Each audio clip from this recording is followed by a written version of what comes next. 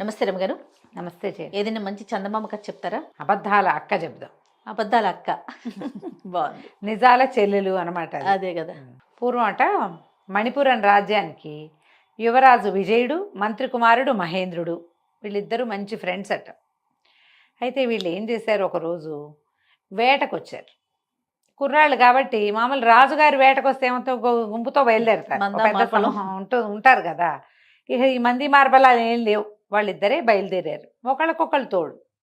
అయితే ఈ వేట తమకంలో పడి వాళ్ళు చీకటి పడింది, తర్వాత ఏమో దారి తప్పిపోయారు, చూసుకోలేదు. ఇక తిరగ్గా నీళ్ళు ఎక్కడ ఉంటాయి, నీటి ఇవక ఎక్కడుంది, వీటి వేటగాళ్ళు వెనకాల వస్తే ఒక్కొక్కడు చూస్తాడు, అక్కడ నీళ్లు ఉన్నాయి ఇక్కడ నీళ్లు ఉన్నాయి అని చెట్టెక్కి. వీళ్ళు ఉన్నదే లింగులు ఇటుకు ఇద్దరు. దాహం వేసేస్తోంది, ఆ నీళ్ళకి ప్రయత్నం ఎట్టా చేయాలో తెలియలే. ఇద్దరు కలిసే వెతుక్కుందాం, మళ్ళీ దారి తప్పితే ఇంటికి వెళ్ళలేమని ఇద్దరు కలిసి తిరగటం మొదలెట్టారు. అడవిని బడి తిరిగితే వాళ్ళకి ఒక పాడుపడిన దేవాలయం కనపడింది. పాతగా ఉంది, ఎవ్వరు లేరు అక్కడ. దగ్గరికి వెళ్తే వీళ్ళకి లోపల మనుషులున్న సందడి వినపడుతుంది. ఎవరో మనుషులు మాట్లాడుతున్నట్టు, గజ్జలు గాజులు వాటి గలగల. తలుపు కొట్టారు. తలుపు కొడితే తలుపు తీశారు. ఎవరో తీరా చూస్తే ఓ ఇద్దరు అమ్మాయిలు ఉన్నారు అక్కడ. చక్కగా అందంగా చిలకల్లా ఉన్నారు, వయసులో ఉన్న అమ్మాయిలు. పాత మాసిపోయిన బట్టలు వేసుకుని ఉన్నారు. ఆశ్చర్యపోయారు. ఎవరు ఏమిటి అని కనుక్కుంటే వీళ్ళు చెప్పారు, నేను రాజకుమారుని విజయుడిని, ఇతను మా మంత్రి గారి అబ్బాయి మహేంద్రుడు. అడవిలో దారి తెప్పాం, కాస్త మంచినీళ్ళు కావాలి అని అడిగేసరికల్లా సరే అమ్మాయిలు ఇద్దరు లోపలికి వెళ్ళారు. పెద్ద పెద్ద జడలు వాళ్ళు చక్కగా ఉన్నారు. లోపలికి వెళ్ళి కాసిన అడవి పళ్ళు ఏవో పట్టుకొచ్చారు. తేనె తెచ్చారు కొద్దిగా ఒక కప్పుతోటి. తర్వాత 2 చెంబులు మంచినీళ్ళు పట్టుకొచ్చారు, మట్టి పెడతలతోటి తెచ్చారు. వీళ్ళిద్దరూ మంచినీళ్ళు తాగి ఆ 2 పళ్ళు నోట్లో వేసుకుని తేనె కాస్త పుచ్చుకునేసరికి ఓపిక వచ్చింది. మధ్యాహ్నం నుంచి ఎండను బట్టి తిరుగుతున్నారు అవునుగా. అయితే ఈ రాజకుమారుడు అడిగాడు, ఎవరు మీరు, ఇంత నిర్జనమైన అడవిలో ఎట్లా ఉన్నారు ఏమిటి అంటే, ఈ అక్క చెప్పింది, మేము రాజకుమార్తెలమేనండి. మరి ఒక రాక్షసి, ఒక ఆవిడ ఒక రాక్షసుడి కోసం పెళ్లి సంబంధాల కోసం వచ్చి మమ్మల్ని ఇద్దరిని ఎత్తుకుపోయింది, తీసుకొచ్చేసింది. మా నాన్న ఎంత బతిమలాడిన ఆవిడ వదలలేదు. మేమేమో తప్పించుకుని ఈ ఇందులోకి చేరిపోయాం, ఈ గుళ్ళోకి. గుడి కాబట్టి రాక్షసి రాదు. ఇంకా ఈ దారి ఎలా వెళ్ళాలో తెలీదు. మా నాన్నకి చచ్చే భయం రాక్షసి అంటే. ఆయన మా కోసం ఏ ప్రయత్నం చేయాలి, ఆయన ఊళ్ళో ఉండిపోయాడు. తప్పించుకుని అక్కడికి ఎలా వెళ్ళాలా అని ఆలోచిస్తూ మేము ఇక్కడే ఉండిపోయాం. ఏదో అందని కాయ కసరు తింటున్నాం, మేము తలుపులు వేసుకుని లోపల ఉంటున్నాం అని చెప్పేసరికల్లా ఈ మంత్రి కుమారుడికి, రాజకుమారుడికి విపరీతంగా నచ్చింది ఆ అమ్మాయి. ఆ మాట్లాడే పెద్ద పిల్లేమో కుసుమావతి పేరు, అక్కయ్య. పక్కన నిశ్శబ్దంగా వస్తువులు మాత్రమే అందిస్తూ బొమ్మలా నుంచున్నదేమో కమలాక్షి చెల్లెలు. బాగా ఆలోచించుకుని మంత్రి కుమారుడిని పక్కకి తీసుకెళ్ళాడు. ఏమో వీళ్ళు ఏదో రాజకుమార్తెలు అని చెప్తున్నారు, ఈ పిల్ల నాకు మహా నచ్చింది సుమి, తీసుకుపోయి పెళ్లి చేసుకుంటే ఎలా ఉంటుంది అని అడిగాడు. మంత్రి కుమారుడు అన్నాడు, నీతో మాట్లాడిన అమ్మాయిని నువ్వు చూసావు, మాట్లాడకుండా ఉన్న అమ్మాయిని నేను చూశాను. ఆ అమ్మాయి కూడా మహా బాగుంది, మరి ఆ పిల్లని నేను చేసుకుంటాను, అక్కా చెల్లిని చేసుకుందాం, మన ఇద్దరం మిత్రులం కదా, తీసుకుపోదాం పట్టన్నాడు. సరే ఇద్దరు మళ్ళీ వచ్చారు. మాట్లాడుకుని, అమ్మాయి మేమిద్దరం పెళ్లి చేసుకుంటాం, ఇక్కడ ఎందుకు, మాతో పాటు వచ్చేసేయండి, తర్వాత చూద్దాం మీ సంగతి, మీరు ఊరెళ్తాలు గీరెళ్తాలు ఆలోచిద్దాం అనేసరికల్లా ఈ పిల్లలిద్దరూ సరేనని ఒప్పుకున్నారు. బట్టలు సర్దుకోవడానికి లేదా బట్టలు మార్చుకోవడానికి అక్కా చెల్లి ఇద్దరు లోపలికి వెళ్ళారు. లోపలికి వెళ్ళగానే కమలాక్షిని అడిగింది అక్కయ్యని, ఏమిటి అక్క అన్ని అబద్ధాలు ఆడేవు, రేపొద్దున మాట బయటపడితే ఎంత ప్రమాదం, ఇప్పుడు వాళ్ళు రమ్మంటే వాళ్ళ వెనకాలబడి వెళ్ళిపోయామంటే అమ్మాయమైపోతుందే అన్నది. అనేసరికల్లా కమలాక్షి అంది, కుసుమావతి చెప్పింది, నేనన్నీ ఆలోచించాను, అమ్మ కూడా మనని చక్కగా సెటిల్ చేయాలనుకుంటోంది, రాజకుమారుడు మంత్రి కుమారుడు మనకెక్కడ దొరుకుతారే, వాళ్ళంతటా వాళ్ళు వెతుక్కుంటూ వచ్చారు లోపలికి, సిరిడా మోకాలు అడ్డకు, అమ్మాయమైపోతుందని ఆలోచించద్దు అసలు, అమ్మ కూడా ఇదే కావాలి, ఎక్కడో చోట మంచి చోట మన పడేయటమే కదా కావాలి, శుభ్రంగా రాజప్రాసాదంలోనూ మంత్రిగారి భవనంలోనూ ఉంటాం మనం, అమ్మాయినా ఇదే కోరుకుంటుంది. మాట్లాడకుండా బయలుదేరిన బదు. ఇంతకీ ఏమిటి సంగతి, వీళ్ళేమి రాజకుమార్తెలు కాదు, ఈ దేవాలయం ఉన్న అడవికి బాగా ఎగువనున్న ఒక పల్లెటూరులో వాళ్ళు. ఆ పిల్లల తండ్రి ఒక ధనవంతుడి దగ్గర పెద్ద మొత్తంలో అప్పు తీసుకున్నాడు, వ్యాపారంలో పెట్టాడు, వ్యాపారం పోయింది, ఆయన అప్పు తీర్చలేకపోయాడు. ఆ ధనవంతుడు నీ పిల్లలిద్దరిని నాకు ఇచ్చి పెళ్లి చేయమని మొదలుపెట్టాడు. ఇద్దరు పిల్లలు అప్పటి కాలంలో ఉండేది కదా, ఇద్దరిని ముగ్గురిని చేసుకునేవాళ్ళు. ఈ పిల్లల్ని ఇచ్చి పెళ్లి చేయలేక ఆయన 50 ఏళ్లవాడు, ఈ పిల్లలు 16, 18 ఏళ్ల పిల్లలు. తండ్రి గుండెపోటు వచ్చి ఆయన కాస్త మరణించాడు. తల్లి ఆ ధనవంతుడి నుంచి తప్పించుకోవటానికి ఇల్లు వాకిలి అక్కడే వదిలిపెడితే వాళ్ళ ఇల్లు జప్తయిపోతుంది, పోతే పోయింది. పిల్లల్ని మాత్రం లేవదీసుకుని ఆవిడ ఆ అడవులన్నీ దాటుకుంటూ ఈ అడవిలోకి వచ్చింది. ఇక్కడ ఈ పాడుపడిన దేవళం ఉండి ఎవ్వరూ మనుషులు లేకపోవడంతో లోపల నుయ్యుంది. దేవళానికి గిన్నె దొన్నె పాత్ర సామాగ్రి ఉంటాయి. అవును. మరి ఈ సామాగ్రితోటి దొరికిందేదో వండుకుని పిల్లలిద్దరిని అక్కడ దాపెట్టుకుని ఉన్నది ఆవిడ. చెరుకో మూట బట్టల మూట తెచ్చుకుని అక్కడ ఉన్నారు వాళ్ళు. ఈవిడేం చేసింది, రోజు పిల్లలిద్దరిని ఇక్కడే ఉంచి ఆవిడ సమీపంలో ఉన్న ఊళ్ళకెళ్ళి ఏదైనా అడిగి తెచ్చుకుంటుంది. అక్కడి నుంచి తెచ్చుకున్న బియ్యంతో ఒక వారం 10 రోజులు కాలక్షేపం చేస్తారు. ఆ కాలం ఏంటంటే ఎవరైనా అడిగితే ఓ గుప్పెడు బియ్యం పెట్టడమే అప్పటి పద్ధతి. కాయా కసరు అడవిలోనే ఉంటాయి. అట్లా కాలక్షేపం చేస్తున్నారు. ఈ పిల్లలిద్దరిని ఏమో కుసుమావతిని కమలాక్షిని ఇప్పుడు రాజకుమారుడు మంత్రి కుమారుడు రా రా రా అన్నారు. సరే ఇద్దరు బయలుదేరారు.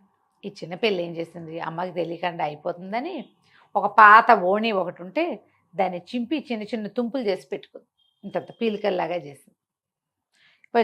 మంత్రి కుమారుడేమో గుర్రం ఎక్కింది కమలాక్షి, రాజకుమారుడు గుర్రం ఎక్కింది కుసుమావతి. ఆ గుర్రం ఎక్కి వెళ్తూ ఈ పిల్ల ఏం చేసింది, తను తెచ్చుకున్న సంచులోంచి ఒక్కొక్క గుడ్డ ముక్క లైన్గా వేసింది. ఇద్దరు భవనాలకు చేరారు. రాజుగారు మంత్రి గారు వేరే ఏదో వ్యవహారం మీద ఊళ్ళో లేరు. పెద్దమ్మాయిని రాజప్రాసాదంలోకి, చిన్నమ్మాయిని మంత్రి గారి భవనంలోకి బట్వాడా చేశారు. చీకటి పడేసరికి మర్నాడు పొద్దుటకో ఈ ముసలావిడ ఇంటికి వచ్చింది. పిల్లలిద్దరూ కనపడలే ఈ గుళ్ళో. అయితే ఏమయ్యారని అటు ఇటు చూస్తే ఈ గుడ్డ పిల్లకలు కనపడ్డాయి. ముందు భయం వేసింది, ఓణి చిరిగిపోయిందా పిల్లది, ఏదైనా ప్రమాదం ఎదురైందని. తర్వాత తెలిసింది అవి ఒక లైన్ ప్రకారం వేయబడి ఉన్నట్టుగా కనపడుతోంది. ఆ గుడ్డ పుచ్చుకు నడిస్తే ఇంకో ముక్క కనపడింది, మళ్ళీ అది పుచ్చుకు నడిస్తే ఇంకో ముక్క. అది నగరం వైపుకి దారి తీస్తుంది. ఓహో, పిల్లలు తాము వెళ్ళిన దారి మనకు తెలియజేశారు, చూద్దామని ఆవిడ దారి పుచ్చుకుని ఊళ్ళోకి వచ్చేసారు కల్లా రాజుగారి భవనం దాకా. రాజుగారి భవనం మంత్రి గారి భవనం పక్క పక్కన ఉన్నాయి. వాటి ఎదురుగుండా నిలబడి చూస్తోంది అటు ఇటు ఆవిడ, ఎట్లా కనుక్కోవటం అని. ఇంతలో ఏమైంది, ఈ రాజుగారి భవనంలో చేరి ఉన్న కుసుమావతి కిటికీలోంచి తల్లిని చూసి ఒక పని మనిషిని, ఒక సేవకురాలను పిలిచి ఆవిడని పంపించేసి ఇక్కడి నుంచి.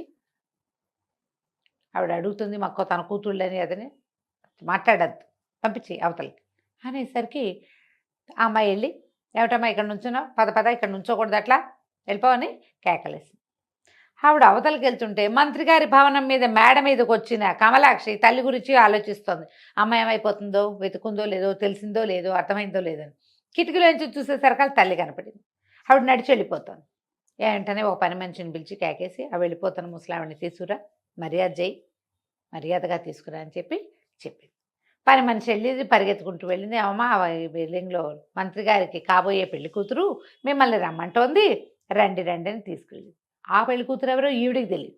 పైకి వచ్చి చూసేసరికి కమలాక్షి చిన్న కూతురు కనపడంగానే తల్లి పిల్ల కావలించుకున్నారు. సరే ఆవిడ ఏమంది, ఈ అమ్మాయి ఏం చేసింది, చక్కగా ఒక పూట గడిచిందిగా, అందరు అలవాటు అయ్యారు. ఈ అమ్మాయి కాబోయే పెళ్లి కూతురు అని వాళ్ళకి తెలుసు.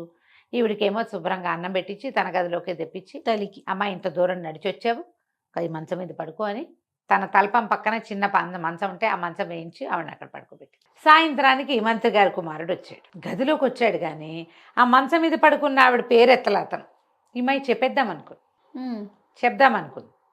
తల్లికి చెప్పింది. అక్క ఏమో ఇట్లా అంటోందమ్మా అంటే తల్లి అంది, వద్దమ్మా ఏమీ చెప్పద్దు, ఎలా జరుగుతుందో అట్లా జరగని.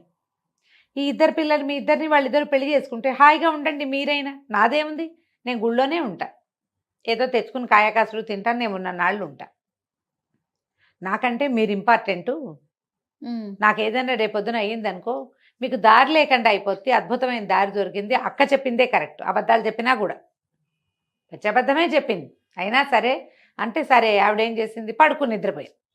రాక మంత్రి కుమారుడు వచ్చాడు, చూశాడు కానీ మాట్లాడలా, కామ్గా ఉండిపోయాడు.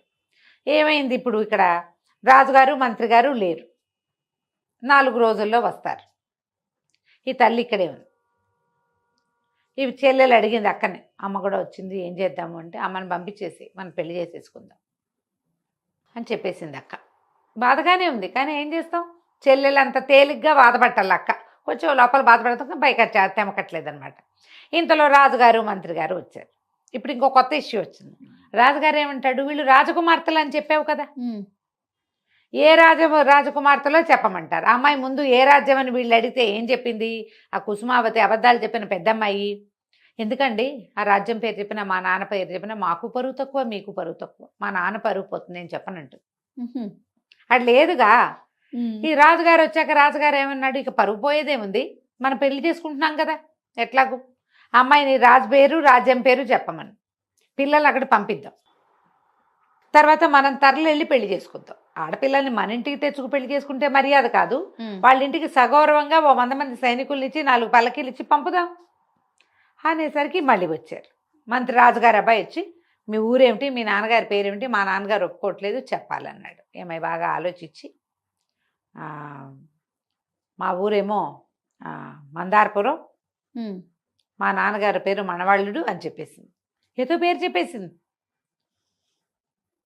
మందారపురం అనేది సరే అయ్యింది. అక్కడ ఉంది అది, ఏదో ఊరే లేదు. తర్వాత మళ్ళీ మంత్రి గారి కుమారుడు కమలాక్షని చూడడానికి వచ్చాడు. వస్తే చెప్పాడు, మిమ్మల్ని అక్కడికి పంపిద్దాం అనుకుంటున్నాం, మీ ఊరు మరి మీ రాజ్యం ఏ వైపు ఉందో చెప్తావా అన్నాడు. అనగానే ఆ పిల్ల గబుక్కును గలవల ఏడిచేసింది. మందారపురం లేదు, మనవాళ్ళు లేడు, మాది మేము అసలు రాజ కన్యలమే కాదండి, మా అక్క మమ్మల్ని క్షమించండి, మా అక్కయ్య అబద్ధం చెప్పింది, ఏ రాజ్యము లేదు, మేము పల్లెటూరు వాళ్ళం, చదువుకున్నాం అంతే, కాస్తనాలు ముక్కలు, గుళ్ళో రకరకాల పుస్తకాలు ఉంటే అవి కూడా చదువుకుని మంచి భాష పట్టుబడింది మాకు, అంతకాలంగా అక్కడే ఉన్నాము, మమ్మల్ని పంపించేసేయండి, మా దారిని మేము వెళ్ళిపోవచ్చు, కానీ దారి తప్పుతామని భయంగా ఉంది, గుడి దగ్గర దింపేసేయండి మమ్మల్ని అనేసరిగా నవ్వాడు మహేంద్రుడు పక్కపక్క. మీరు అబద్ధం చెప్పారని నాకు మొదటి రోజునే తెలుసు, కుమారుడు విపరీతమైన ప్రేమలో పడ్డాడు మీ అక్కయ్యతోటి, ఆ అమ్మాయి అబద్ధం చెప్తుంటే నీ మొహం చూసినప్పుడే నాకు తెలిసింది అది నీకు నచ్చలేదని.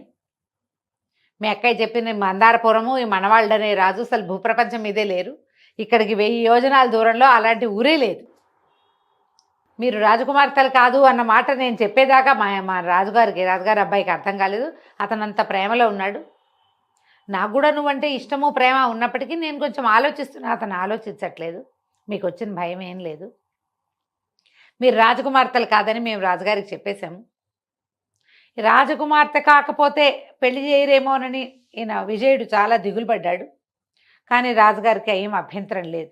ఓహో, ఆయన కొడుకును ఓదార్చి, నీకు మామూలు పెళ్ళి అయినా సరే పర్వాలేదు, నీకు నచ్చటమే కావాలన్నారు, కాబట్టి మన పెళ్ళికి వచ్చిన ఢోకా ఏం లేదు, మీ అబద్ధాలు ఆడటం సరిగ్గా చేతకాని మీ అక్క, అసలు అబద్ధాలే ఆడలేని నువ్వు, ఇద్దరు మాతో పాటే ఉండొచ్చు హాయిగా అని చెప్పాడు.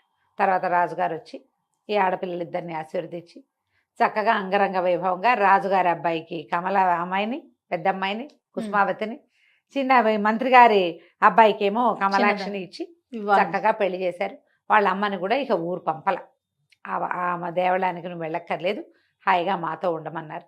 అయితే అడవిలో పురాతనంగా ఉన్న ఆ పెద్ద దేవాలయాన్ని మళ్ళీ వీళ్ళు ఏం చేశారంటే, రాజుగారి అబ్బాయి మంత్రి గారి అబ్బాయి ఇద్దరు కలిసి చక్కగా బాగు చేసి పురాతనమైన మందిరాన్ని ఇక్కడి నుంచి రాజ్యం నుంచి చక్కగా రథం వేసుకుని అక్కడికి వెళ్ళేలాంటి ఏర్పాట్లు చేశారు. ఓకే, పురాతన దేవళం, దాన్ని వదిలిపెట్టుకోకూడదు, దానివల్లే మనకి పెళ్ళిళ్ళని మంచి భార్యలు దొరికారని ఆ దైవాన్ని కూడా చక్కగా ఆరాధించుకుంటూ సుఖంగా ఉన్నారు. కథ కంచికి మనం ఇంటికి. నమస్తే రమ్మగారు. నమస్తే రమ్మగారు. నమస్తే జయ. ఏదైనా ఒక మంచి స్టోరీ చెప్తారండి. పూర్వం అంట కాశీనగరానికి దగ్గరలో కుమారభూతి అని ఒక ఆయన ఉండేవాడట. ఈయనకి లేక ఒక కుమారుడు కలిగాడు, దేవభూతి అని పెట్టారు. ఈ దేవభూతి భలే అద్భుతమైన చదవరట, 4 శాస్త్రాలు, 4 వేదాలు, 6 శాస్త్రాలు చదువుకున్నాడు ఆయన. ఉపనిషత్తులు అవి లేదు ఇవి లేదని చదివేసుకున్నాడు. అయితే అద్భుతమైన చదువరి అయ్యి శాస్త్రపారంగతుడు అయినప్పటికీ ఏవో ఆయన పాపాల కారణంగా ఆయన బ్రహ్మరాక్షసుడైపోయాడట మరణానంతరం. అయ్యో. అయితే బ్రహ్మరాక్షసుడు అయ్యాక ఆయనకి జ్ఞానోదయం అయింది, చదువు వచ్చింది, అయితే ఈ కాశీనగరానికి వెలుపల ఉన్న అడవిలో ఒక పెద్ద రావి చెట్టు మీద నివాసం ఉండేవాడు. ఏం చేసేవాడు, అక్కడ కూర్చొని రోజు వేద పఠనం చేసేవాడు. అక్కడ ఆ చెట్టు మీద కూర్చొని ఎవరికైనా విద్య నేర్పి ఈ బ్రహ్మరాక్షసత్వాన్ని పోగొట్టుకోవాలనుకున్నాడు. బ్రహ్మరాక్షసుడి దగ్గర చదువుకోవడానికి ఎవడొస్తాడు, ఎవరు రారు. కానీ అక్కడ చదివేవాడు. ఆ వైపు జనాలు తెలుసుకుని ఎవరు వచ్చేవాళ్ళు కాదు. ఎవరైనా ఒకడు వస్తే వాడికి విద్య నేర్పించి ఈ బ్రహ్మరాక్షసత్వాన్ని పోగొట్టుకోవాలని చాలా అనుకునేవాడు. కుదిరేది కాదు. కానీ ఆయన రోజు వేద పఠనం చేసేవాడు. అవన్నీ ప్లస్సే కదా, వేద పఠనం చేయడం కూడా కొంత పాపాన్ని పోగొడుతుంది. దాంతో ఈయన క్రూరుడుగా కాకుండా సాత్వికుడుగా ఉండేవాడు. ఆ చెట్టు మీదే ఉండేవాడు.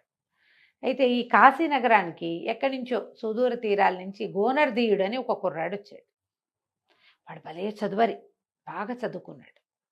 అయితే ఈ కాశీలో ఒక పెద్ద పెద్ద గురువులను ఆశ్రయించి ఇంకా తనకు తెలియనివి ఏవేవో చదువుకోవాలని వచ్చాడు. వచ్చేసరికి ఈ కాశీలో వాళ్ళు అన్నారు, బాబు మేము నీకు చెప్పేది ఏం లేదు, నీకు అంతా వచ్చు, అన్నీ నీకు వచ్చు, నీకు చెప్పగలిగే వాళ్ళు ఎవరు లేరు ఇక్కడ. అంటే మరి ఎట్లాగండి నా జ్ఞానతృష్ట తీరేది, ఎట్లా నాకు ఈ చదువు వస్తుంది అంటే, ఈ కాశీలో 2-3 పెద్దవాళ్ళు చెప్పారు, ఊరి వెలుపల అడవిలో ఒక రావి చెట్టు మీద ఒక బ్రహ్మరాక్షస స్వరూపంలో ఒక ఆయన ఉన్నాడు. ఆయన చాలా విద్యలు చదువుకుని ఉన్నాడు. అక్కడికి వెళ్తే నీకు విద్య లభిస్తుంది.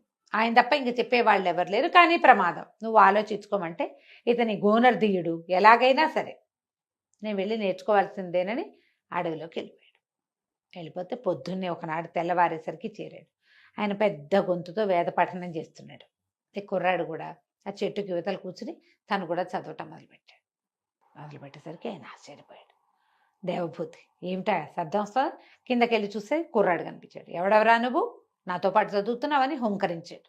హుంకరిస్తే అబ్బాయి అన్నాడు, గోనర్ది ప్రవర చెప్పుకుని గురువుగారికి ఎవరైనా పెద్ద గురువులు కనపడితే చెప్పాలి, నేను ఏ శాఖ వాడిని ఇదేని చెవులు పట్టుకుని చతుసాగర పర్యంతం గోబ్రాహ్మణి శుభం భవతు అని తన ప్రవరలో తన గోత్రంలో ఉన్న ఋషుల పేర్లు చెప్పుకుని తను ఏ శాఖకి సంబంధించిన వాడో ఏ సూత్రమో తనది చెప్పాలి.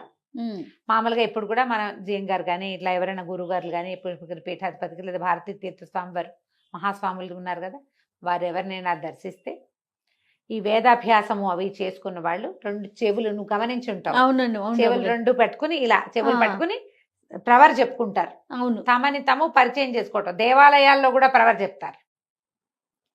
యజ్ఞోపవీతం వేసినప్పుడు ప్రవర్ చెప్పడం చెప్తారు. ఆ తర్వాత ఆ పద్ధతి ఉంటుంది.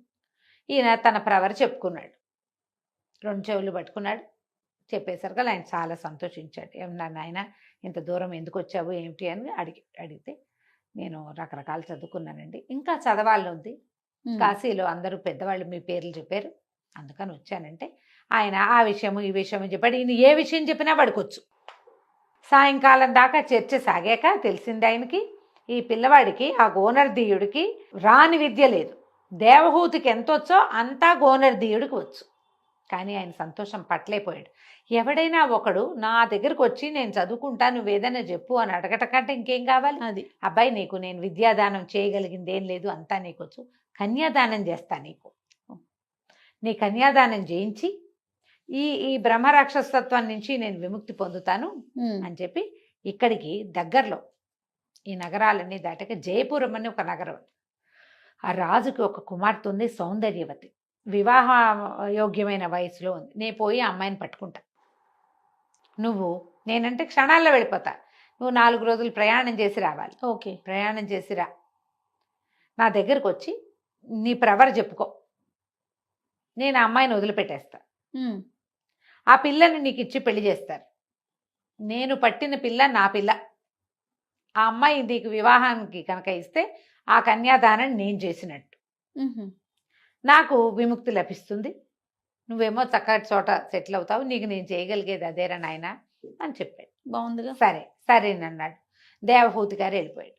ఆ జయపురం మహారాజుకి మదయంతి అనే పేరున్న మహాద్భుత సౌందర్యవతి అయిన పిల్ల.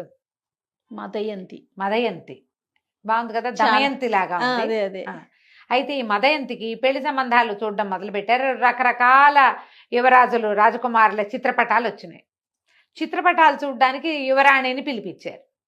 ఆ పిలిచిన క్షణంలో ఈ పిల్ల మీద బ్రహ్మరాక్షసుడు ఆవేశించాడు. ఇక అమ్మాయి ఆ చిత్రపటాలన్నీ విసిరేసింది, చింపేసింది, దగ్గరకు వచ్చిన వాళ్ళని తలా ఒక గుద్దుకి చంపేసింది. అక్కడి నుంచి చెలికత్తల్ని ఎత్తి విసిరి కొట్టేసింది. అయ్యో, మొత్తం భవనం అంతా భీభత్సం చేసి పారేసేసి లబోదిబోమన్నారు రాజు మంత్రి అందరూ. ఏం చేయాలో తెలీదు. వాళ్ళని వీళ్ళని పిలిచారు. కార్తాంతికులను పిలిస్తే సమయం బాగుండలేదు, కానీ మంచి సమయమేగానే కనపడుతోంది. రెండున్నాయి లక్షణాలు. ఇక నానా గందరగోళంగానూ ఉంది. ఆ ఊరంతా చెప్పుకుంటున్నారు. పెళ్లి చేద్దామంటే పిల్లకి దయ్యం పట్టింది. ఓహో, పిల్లకి పట్టింది ఏమిటో తెలియదు. అయితే 2-3 వచ్చినప్పుడు బ్రహ్మరాక్షస మంత్రాలకి పిల్ల ప్రవర్తనలో తేడా వచ్చింది. అంటే ఎవరో బ్రహ్మరాక్షసుడు పట్టాడు. దీన్ని పోగొట్టడం ఎలా? బయటంతా ఇదేశారు, చాటింపు వేయించారు. మదయంతికి పట్టినటువంటి ఈ గ్రహపీడ నుంచి తొలగించే వాళ్ళు ఎవరైనా ఉంటే వారిని, పురుషులైతే యోగ్యమైన వయసు ఉంటే అమ్మాయిని ఇచ్చి వివాహం చేస్తాం, లేదా రాజ్యంలో కొంత భాగం ఇస్తాం అని చాటింపేశారు. బ్రాహ్మలు వాళ్ళు వీళ్ళు కొంతమంది ఇలాంటివి చేయగలిగే వాళ్ళు వచ్చారు. అవల దిగే ఉద్దేశంలో లేడు. సరే, ఏమైంది? ఈ 4-5-6 రోజులు గడిచేసరికి మనవాడి గోనర్ దియుడు వెళ్ళాడు. వెళ్ళి అడిగాడు, నన్ను మహారాజు దగ్గరికి తీసుకెళ్ళండి, అమ్మాయికి ఏదో గ్రహబాధ ఉందని వార్తలు వస్తే నేను విని వచ్చాను, నేను చేయగలను అంటే ఈ లోపలికి తీసుకుపోయారు. అది అక్కడ ఉన్న వాళ్ళంతా అన్నారు, వీడు చూస్తే ముక్కుపచ్చలారని కుర్రాడు, 25 ఏళ్ళు కూడా లేవు, చదువుకున్న వాడలే ఉన్నాడు. ఆ అమ్మాయి ఎదురుగుండా వెళ్ళిన వాళ్ళని ఎత్తి విసిరి కొట్టి నేలగేసి కొట్టేస్తుంది, చచ్చిపోతావురా నాయన అంటే, కాదండి, నాకు లొంగేదేదో నాకు తెలుసు, వివాహం ఉద్దేశం కాదు, ఆయన ఈ పట్టిన వాడిని వదిలించడమే నా ఉద్దేశం. లోపలికి వెళ్ళి దండం పెట్టేసరికల్ అమ్మని గడు హుంకరిచ్చి గుడ్లు రూతుంది రాజకుమార్తె. అప్పుడు ఈయన సంస్కృతంలో వాక్యంలో శ్లోకంలో ఒక ఇది చెప్పాడు, అయ్యా కన్యాదానం చేస్తానన్నావు మహానుభావ దేవభూతి, నీ శిష్యుడైన గోనర్దీయుణ్ణి నేను, నీతోటి దానం పుచ్చుకోవడానికి వచ్చాను అని చెప్పాడు. చెప్పేసరికి వెంటనే అర్థమైపోయింది ఆయనకి. అమ్మాయిని వదిలిపెట్టేశాడు. వదిలేసేస్తే రాజకుమార్తె కింద పడిపోయింది. ఈయన పోయి దేవహూతి అక్కడున్న ఒక పటంలో చేరిపోయాడట. వివాహం అయ్యేదాకా ఆయనకి విముక్తి లేదు. ఈ కింద పడిపోయిన పెళ్లి రాజకుమార్తె లేచి కూర్చుంది, అమాయకంగా చూస్తుంది అటు ఇటు. ఏం జరిగింది? అటు ఇటు బయట కింద ఉన్న వాళ్ళంతా అమ్మో పిల్ల మామూలు అయిపోయింది కేకలు పెట్టారు. కొంతమంది దాసీలు వాళ్ళు వీళ్ళు వచ్చి ఏమిటి లేవనెత్తి, అంత పెద్ద ఆవేశం వచ్చిన మనుషులు ఎలా అవుతారు, దిగనాశిలిపోయి వీక్గా అయిపోతారు. బోళ్ళని సకలోపచారాలు శైత్యోపచారాలు చేసి అమ్మాయికి తినడానికి తాగడానికి ఇచ్చి సరే కాస్త శాంతం చేసి ఎట్లా కొట్లా సరిచేశారు. రాజుగారు ఆశ్చర్యపోయాడు. మళ్ళీ వాడు నాయన ఎవరు నువ్వు ఏమిటంటే, నేను ఫలానా వాడిని, ఫలానా శాఖ గోనర్దీయుడు, క్షత్రియ కన్యని బ్రాహ్మలు వివాహం చేసుకోవటం ఉన్నది ఆ రోజుల్లో. మరి లెక్క ప్రకారం వీళ్ళు ఏం చెప్పింది ఏమిటి, యోగ్యమైన వయసు ఉంటే వివాహం చేస్తా ఉన్నారు కదా. పిల్లకి 18 ఏళ్ళు 17 ఏళ్ళు ఉన్నాయి, ఇతనికి 25 ఏళ్ళు లోపు. యువకుడు బాగున్నాడు, పైగా చదువుకున్నాడు, ఇంత పని చేశాడు. ఇక్కడ ఉన్న పెద్ద పెద్ద వాళ్ళ వల్ల కాలేదు, దాంతో వివాహాన్ని నిశ్చయం చేశారు. వాళ్ళకి కళ్యాణం అయిపోయిన తర్వాత వివాహం ఎప్పుడైతే కన్యాదానం జరిగిందో ఆ పటం డామ్ అని పగిలిపోయిందట. ఆయన ఆ పటంలో నుంచి ఆయన వెళ్ళిపోయాడు బయట. తర్వాత ఎప్పుడు కూడా కాశీనగరం చుట్టుపక్కల ఉన్న రావి చెట్ల మీద నుంచి వేద పఠనం వినపడలా. ఈయన అక్కడి నుంచి వెళ్ళిపోయాడు అనమాట. ఆయనకి విముక్తి లభించింది. ఎప్పుడు కూడా ఎంత చదువుకున్నా పాపకార్యాలు చేస్తే మన చదువు మనని రక్షిస్తుందని అనుకోకూడదు. చదివే పాపం కర్మే, పాపకర్మలుగానే ఉంటాయి, చెయ్యకూడదు. పూజలు చేసేవాళ్ళు, వ్రతాలు చేసేవాళ్ళు కూడా మేము పూజ చేస్తున్నాం కాబట్టి అంటే పూజ చేస్తే నీకు ప్లస్ అవుతుంది, కానీ కర్మలు మైనస్ అవుతాయని నమ్మకూడదు. చెడు కర్మ చెయ్యనే కూడదు. దాన్ని పోగొట్టుకోవటం కష్టం, దాన్ని అనుభవించే పోగొట్టుకోగలుగుతాం. పుణ్యం ఊరికే ఖర్చు అయిపోతుంది. ఎవరికైనా బదలాయించవచ్చు మన పుణ్యాన్ని, పాపాన్ని బదలాయింపు కుదరదు, ఎవరు పుచ్చుకోరు దాన్ని, నువ్వు ఇవ్వలేవు కూడా. అందుకని జాగ్రత్త పడాలని ఇలాంటి కథలు చెప్తారు. అద్భుతంగా ఉందండి. నమస్తే. నమస్తే రమగారు. నమస్తే జయ. రమగారు, డబ్బే ప్రధానం అన్నిటికీ కూడా, కానీ ఒక్కొక్కరికి చూస్తే వాళ్ళు ఏం కష్టపడకపోయినా కలిసి వచ్చిందంటారు చూసారా, మంచిగా ఉంటుంది. ఒక్కొక్కరు ఎంతో కష్టపడతారు, అయినా కూడా పాపం ఆ లక్ష్మీ కటాక్షం అనేది జరగట్లేదు, టైం బాగాలేదు, ఇట్లా రకరకాలుగా అనుకుంటూ ఉంటారు కదా. అవును. దీని మీద మీ ఒపీనియన్ ఏంటి చెప్పండి. లక్ష్మి కటాక్షించదలుచుకుంటేనే వస్తుంది, అది కరెక్టేనా? అదైతే నిజం. ఇప్పుడు జయ, మనకి సైన్స్ ఎంత డెవలప్ అయింది, సైన్స్ చాలా డెవలప్ అయింది. ఇదివరకు పిల్లలు కలగని వాళ్ళ పరిస్థితి, పిల్లలు లేకుండా ఉండి ఎవరినో దత్తత తెచ్చుకునే వాళ్ళు. ఇప్పుడు పిల్లల్ని కలిగించడానికి మనకి ఎన్నో మెథడ్స్ వచ్చినాయి. IVF అంటారు, ఇంకోటి అంటారు, రకరకాల పేర్లతోటి. అంటే సృష్టికి ప్రతి సృష్టి కూడా చేయగలుగుతున్నాం. కానీ మన కాలం కలిసి వచ్చింది ఇవాళ అని చెప్పగలిగే సైన్స్ రాలేదు. ఎంత డెవలప్ అయినా, సైన్స్ ఎంత డెవలప్ అయినా, మనం గడియారాన్ని వెనక్కి తిప్పగలిగే రోజు వచ్చినా కూడా ఆ తిప్పగలిగిన కాలం మనదేనని మనకి ప్రూఫ్ కాలం ఇవ్వాల్సిందే కానీ మనుషుల వల్ల కాదు. అది దానంతరం అది ప్రూవ్ చేయాలి. చిన్నగా సబ్బులమ్మి వ్యాపారం చేసిన వాళ్ళు కోట్లకి పడగలెత్తిన వాళ్ళని చూస్తాం మనం. అవునండి. మామూలుగా చిన్న ఒకపడి వ్యాపారంతో తోటి తరాల వెంబడి కూర్చుని తినేంత సంపాదించిన మహానుభావులను ఎంతమందినో చూసాం. చిన్న వ్యాపారం నుంచి బాగా కోట్లకు పడగలెత్తిన వాళ్ళు కనిపిస్తారు. అలాగే కోట్ల ఆస్తులున్న వాళ్ళు పాపర్లు అయిపోయి, ఎందుకు పనికి రాకుండా దౌర్భాగ్యులైపోయి, కుటుంబాల్లో పిల్లలు పాడైపోయి క్రమంగా 1000 ఎకరాల నుంచి 100లోకి, తర్వాత 10లోకి, తర్వాత 0లోకి వచ్చిన వాళ్ళు కూడా కనపడతారు. ఇప్పుడు వీళ్ళు పెరగడానికి, వాళ్ళు తగ్గిపోవడానికి కారణం ఏమిటి? డబ్బే కదా, లక్ష్మీ కటాక్షం. కటాక్షం. ఆ లక్ష్మి ఎప్పుడు ఎవరిని ఏ రకంగా కటాక్షిస్తుందో, ఆ వచ్చిన కటాక్షాన్ని మనం తెలుసుకోగలుగుతామా లేదా అనేది కూడా చాలా డిపెండ్సే అది. అందుకని ఏం చేయాలి? సానుకూల దృక్పథంతో పోవాలి, పాజిటివ్గా వెళ్ళాలి. కోట్లు వచ్చేయాలని కోరుకోవద్దు. ఎంత ట్రై చేసినా నాకేమి రాదేమో అని దిగులు చెందద్దు. మన పని చేసుకో, మన పని మనం చేసుకుంటూ పోవాలి. పోతే ఎప్పటికో ఒకప్పటికి మన కాలం కలిసి రావచ్చు. అయితే లక్ష్మీ కటాక్ష కథలు బోల్డ్ అని ఉన్నాయి, మంచి మంచి సినిమాలు కూడా ఉన్నాయి జయ లక్ష్మీ కటాక్షం మీద. మన కథా సరిత్సాగరంలోనే నాకు గుర్తుండి ఒక కథ, ఒక రాజుగారి కథ చెప్తారు, బాగుంటుంది. కథా సరిత్సాగరం అంటే గుణాఢ్యుడు అనే ఒక రచయిత, చాలా గొప్పవారు. ఆయన పైశాచి భాషలో రాశారట బృహత్ కథ. పైశాచి భాష అంటే మామూలు భాష కాదులేండి. సంస్కృతంలో ప్రాకృతం అని, పైశాచి అని ఉన్నాయి, రకరకాల భాషలు, పాతకాలం. మనకి మీకు అర్థమయ్యేది కాదు, నేను మీకు చెప్పగలిగేది కాదు. గుణాఢ్యుడి బృహత్ కథని సోమదేవ సూరి అని ఆయన సంస్కృతంకరించారు, దాన్ని సాంస్క్రిట్లోకి చేశారు. మనకి తెలుగులో వేదం వెంకటరాయ శాస్త్రి గారిని మహామహోపాధ్యాయ ఒక గురుగారు ఉన్నారు, వారు కథా సరిసాగరం పేరుతోటి దాన్ని అనువదించారు. ఇంకా చాలా అనువాదాలున్నాయి. నేను ఈ అనువాదాన్ని తరచుగా ఫాలో అవుతా. ఇదివరకు మనం చెప్పిన ఒక కథ మీద ఒక వ్యూవర్ కామెంట్ చేశారు, ఇవన్నీ పిచ్చి పిచ్చి కథలు, బృహత్ కథలో ఇవి లేవని. బృహత్ కథలో రకరకాల కథలు ఉన్నాయి. పవిత్రమైన, అత్యద్భుతంగా మనం భావించే కథలతో పాటు ఇదేమిటి ఇలా జరుగుతుందా అని ఊహించే విచిత్రమైన కథలు కూడా ఉంటాయి. బృహత్ కథలు, కాశీ మజిలీ కథలు మన కాలం నాటివి కాదు. ఇవాళ మనం ధర్మం, ఇదే ధర్మం అని భావించిన కథలు ఒకప్పుడు ధర్మంగా ఉండకపోయి ఉండొచ్చు. ఆ కాలం నాడు ఏమేమిటి, ఎలాంటివి ఉన్నాయో అవన్నీ ఈ కథల్లో కనపడతాయి. ఈ కథా సరిసాగరంలో ఎన్ని రకాల కథలో ఉన్నాయి. అందులో కొన్ని మనకి చాలా సానుకూలంగా, మనకి లైఫ్కి దగ్గరగా అనిపించేవి కొన్ని ఉంటాయి. ఇలా ఎక్కడైనా ఉంటుందా అని మనకి విచిత్రంగా అనిపించే అద్భుత కథలు కూడా ఉన్నాయి.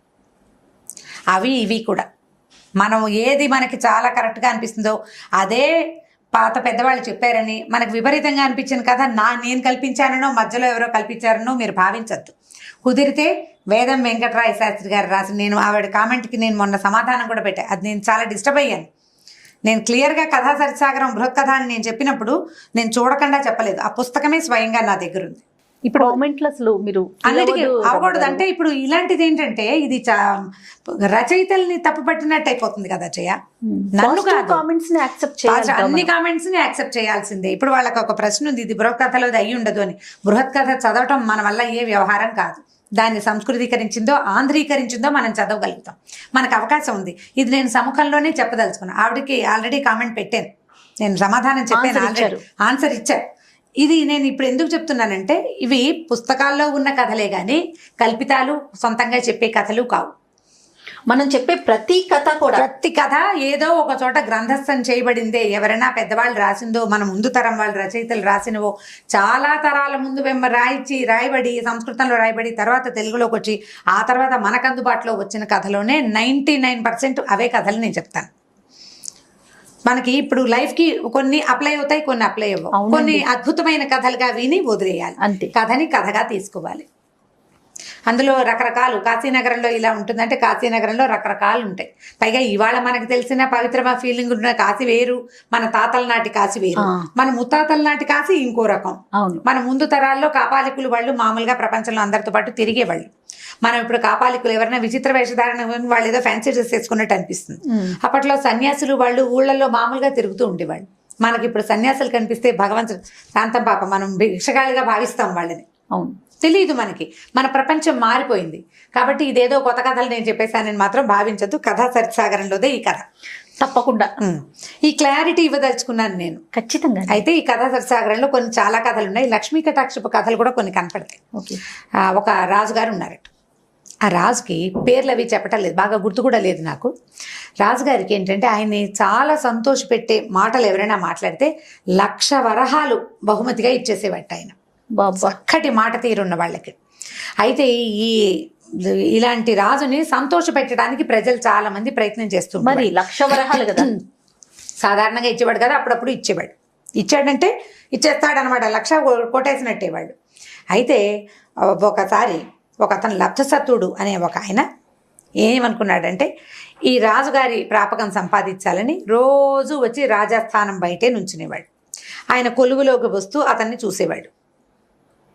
అతను ఏం అడిగేవాడు కాదు, రాజు ఏం అడిగేవాడు కాదు, రాజుగారు లోపలికి వచ్చేసేవాడు. రాజుగారు ఎక్కడికి వెళ్తే మంది మార్బలం వెళ్ళేవాడుగా, ఆ మంది మార్బలంతో పాటు ఇతను కూడా పోయేవాడు, వెళ్ళేవాడు. అతను కూడా వెళ్ళిపోయేవాడు. అయితే కొన్నాళ్ళకి రాజుగారు ఒకసారి వేటకెళ్ళారు. వేటకెళ్తే ఆ వేటకెళ్ళినప్పుడు ఏమవుతుందంటే ఈ సైనికులు వాళ్ళు వెళ్తారు, తలా ఒక ఆయుధం పట్టుకుని ఎవరి శక్తి అనుసారం వాళ్ళు వేటాడతారు. ఇతను ఈ లబ్ధసత్వుడు ఏం చేసేవాడు, ఒక పెద్ద లావుపాటి ఒక కర్ర, అతను ఆ ఆయుధాన్నే తిప్పగలడు, అంతకంటే పెద్దగా రావు. లాఠీ లాంటి ఒక కర్ర పుచ్చుకొని వెళ్ళి చేతికి అందిన జంతువుని వేటాడడానికి ప్రయత్నం చేశాడు. రాజుగారి దృష్టి అతని మీద పడింది. ఇప్పుడు మనం రోజు ఒక దారిలో వెళ్తుంటే రోజు ఒక మనిషి అక్కడ కనపడుతున్నాడు అనుకోండి, క్రమంగా మొదటి రోజును గుర్తించాం, ఎవ్రీడే చూస్తుంటే గుర్తుపడతాం కదా. ఖచ్చితంగా గుర్తుపట్టినా రాజుగారు ఇతన్ని ఏమీ అనేవాళ్ళు కాదు, అడిగేవాళ్ళు కాదు. ఇక్కడ వేటాడినప్పుడు ఇతను చిన్న కర్రతోటి ఫైటింగ్ చేశాడు, చాలా జంతువులను చంపాడు, కొన్ని వాటికి యథాశక్తి వేటాడడానికి ప్రయత్నం చేశాడు. రాజు దృష్టిలో పడ్డాడు. ఇంకా కొంతకాలం గడిచింది. ఒక చిన్న యుద్ధం ఏదో వచ్చింది పక్క శత్రురాజులతోటి. ఆ యుద్ధంలో కూడా ఇతను ఆ లాఠీ కర్రతోటే యుద్ధంలో రాజుగారితో పాటు అంగరక్షకులతో పాటు ఇతను కూడా వెళ్ళాడు. యథాశక్తి యుద్ధం చేశాడు, దొరికిన వాళ్ళని దొరికినట్టుగా ఆ కర్రతోటే చావబాదాడు. అప్పుడు కూడా గుర్తిచ్చారు రాజుగారు. సరే, ఆయన ఏమనుకున్నాడు, వీడు కొన్ని సంవత్సరాలుగా వాకిట్లో నుంచుంటున్నాడు, నేను ఎక్కడికి వెళ్తే అక్కడికి వచ్చి యథాశక్తి వాడి చాతురుంచుని సేవ చేస్తున్నాడు, వీడికి ఏమైనా ఇవ్వాలని నాకు ఎందుకు అనిపించట్లేదు అంటే లక్ష్మి వీడిని కటాక్షించాలనుకోవట్లేదు. లక్ష్మి ఎప్పుడు కటాక్షించదలుచుకుందో చూద్దాం అనుకున్నారు. ఇలా కొంతకాలం గడిచాక ఒకరోజు ఏమైంది, ఈయనకు ఉత్సాహం వచ్చింది ఏదో రాజుగారికి. అతన్ని పిలిచారు, నీకేమైనా పాటలు వచ్చా, పద్యాలు వచ్చా అని అడిగారు. అడిగితే ఇతను నాకు పద్యం వచ్చండి, నేను సంస్కృతం చదువుకున్నాను చిన్నప్పుడు అంటే ఓ పద్యం చెప్పంటే ఒక రాగయుక్తంగా ఒక మంచి శ్లోకం ఏదో చెప్పాడు.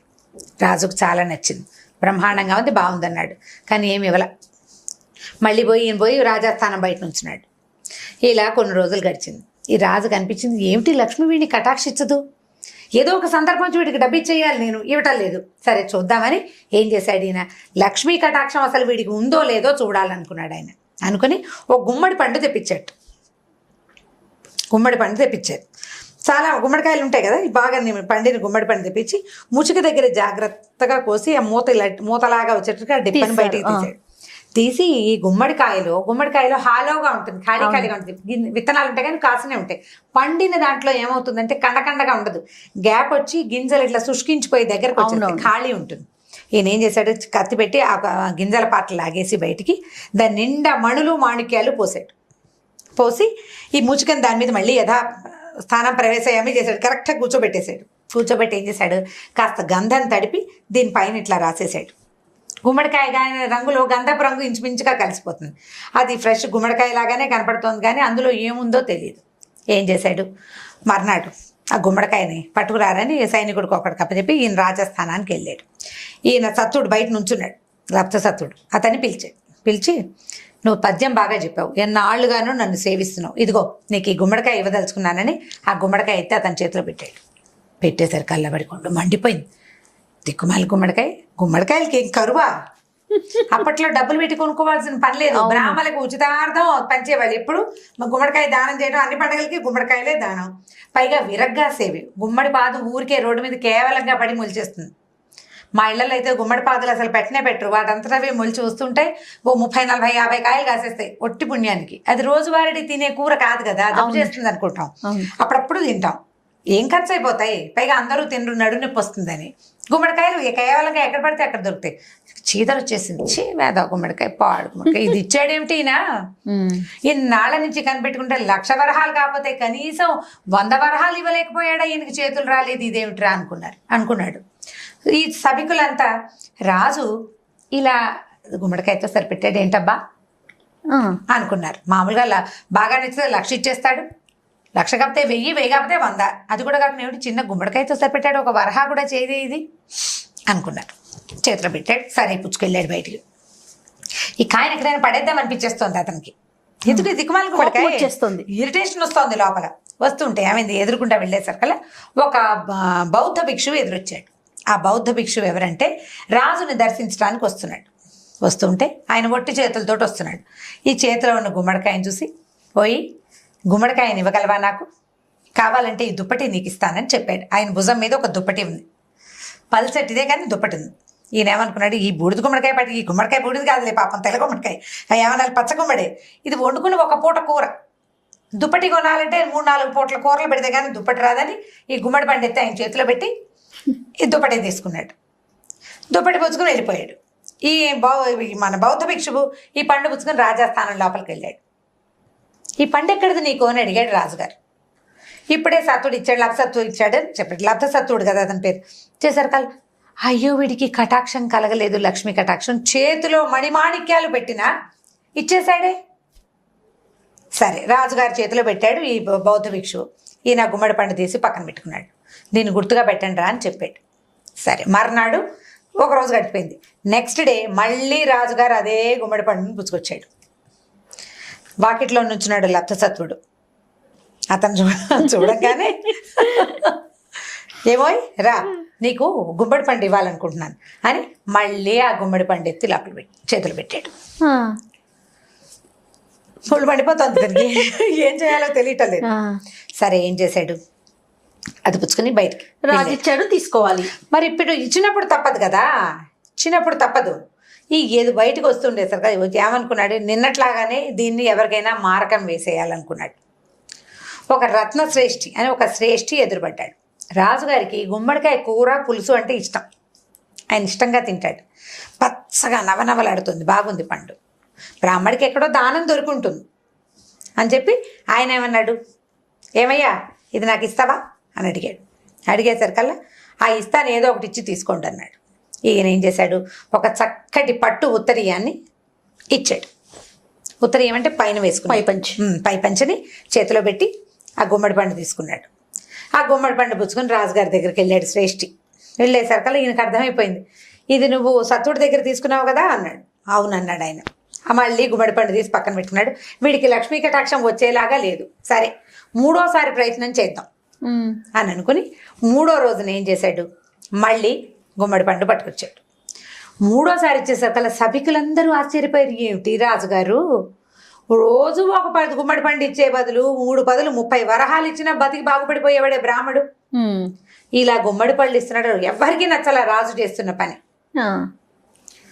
అసలు బాగా మాట్లాడితే చాలా 1,00,000 ఇచ్చేస్తాడు తేరగా. అలాంటిది పాపం ఇంత సేవ చేశాను వాడికి ఏమీ ఇవ్వట్లేదు, ఇదేంట్రా అనిపించింది. సరే పండు చేతిలో పెట్టేసరికల్లా వీడికి ఆయనకి విసిరేసేద్దాం, ఎమ్మేసేద్దాం, చాలా రకరకాల భావాలు కలుగుతున్నాయి లోపల. నడుచుకుంటూ పోయాడు. ఏమైందంటే ఒక రాజనర్తకి కనపడింది. ఆవిడేమనుకుందంటే ఆ రోజు రాజుగారు వాళ్ళ ఇంటికి సాయంకాలం నాట్యం చూడడానికి వస్తాడు, అందుకని ఆయన ఆహ్వానించడానికి వస్తుంది ఆవిడ మేళంతో సహా. గుమ్మడి పండుని చూసి అబ్బా చక్కగా ఉంది, రాజుగారికి ఉట్టి చేతులతోటి ఆహ్వానం ఎందుకు, ఆయన ఎలాగో కూర పులుసు ఇష్టంగా తింటాడు అని చెప్పేసి, మా అయ్యా ఇగో ఈ గాజు ఒకటి తీసుకోండి అని చేతి నుంచి ఒక బంగారు గాజు మురుగు ఒలిచి అతని చేతిలో పెట్టింది. బ్రాహ్మడు కదా, మురుగిచ్చి ఆ కాయ తీసుకుంది. ఆ కాయ పట్టుకుని రాజుగారి దగ్గరికి వచ్చింది. వచ్చేసరికల్లా ఆయనకు దూరం నుంచి అర్థమైపోయింది తనిచ్చిన పండే వెనక్కి వచ్చేస్తుందని. ఎంత ఇవ్వదలుచుకున్నా లక్ష్మి తన దగ్గర వల్లనంటోంది, ఉండనంటోంది.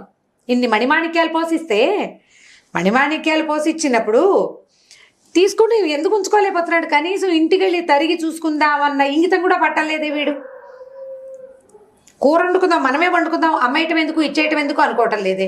ఒకటికి ఎన్నిసార్లు ఇస్తున్నారు కదా రాజుగారు, ఇందులో ఏదైనా మర్మం ఉందేమో అని ఆలోచన కూడా లేదని ఆ పండు రాజస్థానంలోనే వదిలిపెట్టి పోయాడు.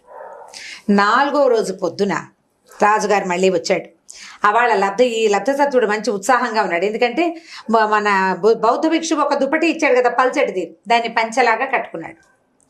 మా శ్రేష్ఠి గారేమో ఒక ఉత్తరీయం ఇచ్చాడు, దాన్ని చక్కగా పైన వేసుకున్నాడు. నర్తకి ఒక బంగారు మురుగిచ్చింది, దాన్ని చక్కగా మెరుగుపెట్టి చేతికి వేసుకున్నాడు. నగలతో చక్కగా దగదగలాడుతూ బాగా కళగా కనపడుతున్నాడు. ఏమోయ్ మంచి కళకళలాడతాం, గుమ్మడి పండు తీసుకుంది కానీ రా అన్నాడు. అనేసరికల్లా ఈసారి ఏమనుకున్నాడు, 3 వస్తువులు వచ్చినాయి, ఏదైనా పెద్ద మార్గం వచ్చినప్పుడే ఈ గుమ్మడి పండుని మార్చాలనుకున్నాడు. ఊరి పిచ్చోడు. అయ్యో. ఈ గుమ్మడి పండుని రాజుగారు అతని చేతిలో పెట్టేసరికల్లా మంచి మార్గం గురించి ఆలోచిస్తున్నాడు కదా, కొద్దిగా ఉత్సాహం వచ్చింది అతనికి. దుప్పటి ఖరీదు, కొనుక్కోలేడు, వస్తువు వచ్చింది. ఉత్తరీయం పట్టుది, అది ఇంకా ఖరీదు. బంగారు మురుగు వీటికంటే ఖరీదు. 4వసారి రాజు ఇచ్చిన ఈ దిక్కుమాల గుమ్మడికాయ అయినప్పటికీ, కేవలమైన గుమ్మడికాయ అయినా పెద్ద మారకం వస్తుంది. ఈసారి ఏ వస్తువుకి దీన్ని మారుద్దామా అన్న ఉత్సాహంతో ఈ పట్టుకుంటున్న వస్తువుని చటుక్కున జారు విడిచాడు. జారు విడవంగానే తొడిమి కాస్త ఊడిపోయి మొత్తం మణిమాణిక్యాలన్నీ దొరిలేసినాయి కిందకి. అప్పటిదాకా ఈ రాజు ఏం రాజు అంతసేపు వాడు వద్దురా దేవుడా అని ఏడుస్తుంటే ఆ గుమ్మడికాయ వేస్తున్నాడు. సభికులందరూ చీదరించుకున్నారు రాజుని. ఇంకా 4వసారి విరక్తి పుట్టింది జనాలకి. ఈయన ఇవ్వకపోతే మనమైనా ఇద్దామనిపించింది. ఎప్పుడైతే ఇది పడి బయటకు వచ్చిందో హౌరా అని ఆశ్చర్యపోయారు. 4 రోజుల నుంచి వీడి చేతిలోకి వెళ్ళిన లక్ష్మి 3 రోజుల నుంచి తిరిగి వచ్చేస్తోంది వెనక్కి. నీకు పాత్రత లేదు, లక్ష్మిని అరిగించుకోగలిగే శక్తి లేదు, అందుకే వీడు వెలగాదని వచ్చేస్తోంది. 4వసారి అతను తీసుకోగలిగాడు. ఈ పడేసరికల్లా అతను ఉత్సాహం పట్టలేకపోయాడు. ఆ వస్తువులు అవన్నీ చూసేసరికి రాజు అన్నాడు, లక్ష్మి నీ నుంచి ఇన్ని సంవత్సరాలు దూరంగా ఉంది, నీ చేతిలోకి వచ్చినా నువ్వు దాన్ని చూసుకోలేకపోయావు. కటాక్షం అమ్మవారు ఎప్పుడు కటాక్షిస్తుందంటే ఆ టైం వచ్చినప్పుడే నీ చేతిలోకి వచ్చి కూడా పోతుంది. నీ ఎదురుగుండా ఉన్న బంగారు పాతును కూడా నువ్వు గ్రహించలేకపోతావు. నీ దగ్గరకు వచ్చిన అవకాశాలు కూడా నువ్వు కాలదనుకుంటావు. నీ అంతటి నువ్వే, దానికి ఎవరు కారణం కాదు. ఇప్పుడు నువ్వు రాజుని తిట్టలేవు, సభికులను తిట్టలేవు, ఎదురొచ్చిన నర్తకిని తిట్టలేవు, నీ దగ్గర లేదు. అది నిలబెట్టుకునే గుణం, అవకాశం నీ దగ్గర భగవంతుడు నీకు పెట్టలేదు, ప్లాన్లో లేదు. అది ఎప్పుడు ప్లాన్ కరెక్ట్గా వస్తుంది, నీకు పాత్రత లభించినప్పుడే ఈ లక్ష్మీ కటాక్షం వస్తుంది. రాజుగారు చాలా సంతోషం, ఆయన తీసుకెళ్ళు అని చెప్పి ఆ మణిమాణిక్యాలన్నీ ఏరుకుని ఈ లబ్ధసత్వుడు ఈ మొత్తం మణులన్నీ ఏరుకుని ఆ గుమ్మడికాయ పట్టుకుని ప్రభువుకి చాలా సంతోషంగా అప్పటిదాకా తిట్టుకున్నందుకు రాజుకి క్షమాపణలు చెప్పి ఆ వస్తువులు పుచ్చుకొని వెళ్ళిపో. లక్ష్మి ఈ రకంగా కటాక్షిస్తుంది. అలాగని పని చేయటం మానేయకూడదు. ఇప్పుడు లబ్ధసత్వుడు చూడండి, మొదటి రోజున గుమ్మడికాయ తెచ్చి దిక్మాల రాజు నేను మానేలా మళ్ళీ వచ్చాడు. 2వ రోజు తీసుకున్నాడు, మళ్ళీ వచ్చాడు. 3వ రోజు మళ్ళీ వచ్చాడు. 4వ రోజు కూడా మళ్ళీ రావటం వల్లే అతన్ని కటాక్షించింది. కాబట్టి ఎప్పుడు మన వంతు ప్రయత్నం మనం చేయాలి, చేస్తేనే మనకి సక్సెస్ మన దగ్గరకు వస్తుంది. లక్ష్మి అంటే డబ్బే కాదు, all the time success, development, flourishing మనం జీవితంలో ముందుకెళ్తాం. అవన్నీ కూడా మనం పాజిటివ్గా ముందుకు వెళ్తుంటేనే మన దగ్గరకు వస్తాయి. ఈ ఆస్పెక్ట్లో కథ చెప్పి ఇలా పిల్లల్ని ముందుకు తీసుకెళ్ళండి. సూపర్, చాలా బాగుంది రమ్మగారు. నాకైతే చాలా బాగా నచ్చింది స్టోరీ. మంచి కథలో ఎంత మంచి ఇది ఉంది, బ్యాక్గ్రౌండ్ చాలా అద్భుతంగా ఉంది కదా. చాలా బాగుంది, పిల్లలకి చెప్తానికి బాగుంటుంది, మనం తెలుసుకోవడానికి అద్భుతంగా ఉంది. రైట్ రమ్మగారు, ఇంకొక స్టోరీతో మళ్ళీ కలుద్దాం. నమస్తే రమ్మగారు. నమస్తే జయ. రమ్మగారు, ఏదైనా మంచి స్టోరీ చెప్తారా? ఆకతాయి కథ చెప్తాం. కొంతమంది ఉంటారు, వాళ్ళకేం పెద్ద దాని మీద రాబడి ఉండకపోయినా ఇతరులను ఏడిపించుకు తినేవాళ్ళు, వేళాకోళం చేసేవాళ్ళు, ఏడిపించుకు తినేవాళ్ళు, ఏమనాలి టక్కరితనంతో మోసగించేవాళ్ళు, ఎరకాటల్లో పెట్టేవాళ్ళు, ఇలా తమాషాగా ఉంటారు. చందమామ కథల్లో కథ ఎప్పుడో చదివా నేను. అది చెప్తామా వద్దా అని ఆలోచించి ఊరుకున్నా. ఎందుకు రమ్మ గుర్తొచ్చింది. ఎందుకు వద్దనుకున్నా? ఆకతాయి కదా ఎందుకన్నా? అది నేర్చుకుంటారనా? ఏమోలే, ఏమిటో. ఇప్పుడు ఏంటంటే మనం ఖలీఫా కథలు చెప్తున్నాము, చైనా జానపద కథలు అలాంటివి చెప్తే, ఫ్రాన్స్ జానపద కథలు మీరు ఇలాంటివి చెప్తారేంటి? అలాంటి భావాలు వస్తున్నాయి. కథలు వెతకలేక చచ్చిపోతున్నాను నేను. కథల్లో కూడా ఇలాంటి భావాలు ఉంటాయి. భావాలకి తక్కువే ఉండదు, మనకి చాలా ఉంటాయి. కథ కాదా ఇంపార్టెంట్? కథ ఒకటే ఎందుకు అవుతుంది జయ? అట్లా పలానా స్టోరీలే చెప్పాలని అలా గిరిగీసుకుని కూర్చుంటే ఇన్ని స్టోరీలు ఎలా చెప్పగలుగుతామండి? కొన్ని వేల స్టోరీస్ కదా మీరు అవన్నీ ప్రశ్నలు మీరు వేయకూడదు, మేము ఇలాగే అంటాం. అంతేనా? మేము అంతే. ఏదైనా చెప్పగానే మీరు గాజులు వేసుకోలేదు, మీ మెడలో మంగళసూత్రాలు ఉన్నాయా, బొట్టు పెట్టుకోలేదు, వాళ్ళు మేకప్ చేసుకున్నారు ఎందుకు, అలాంటివి అడుగుతారు. అంటే అలా ఒక ఉద్రేకం వస్తుంది. మరి అలాంటప్పుడు మీరు ఇలాంటి పిచ్చి పిచ్చి వేరే కథలు చెప్పవకండి, అలాంటివి కూడా వచ్చినా సరే ఇంకా కథలు లేవు, నాకు దొరికింది కదా చెప్తా అంతే. కాదు రమ్మగారు, మనం తాగే నీరు కానీ పీల్చే గారి కానీ మనది అని రాస్తుంటుందా అండి? అలా ఉండదు, కానీ ఇట్లాగే ఆలోచించలేకపోతే ఎట్లా రమ్మగారు?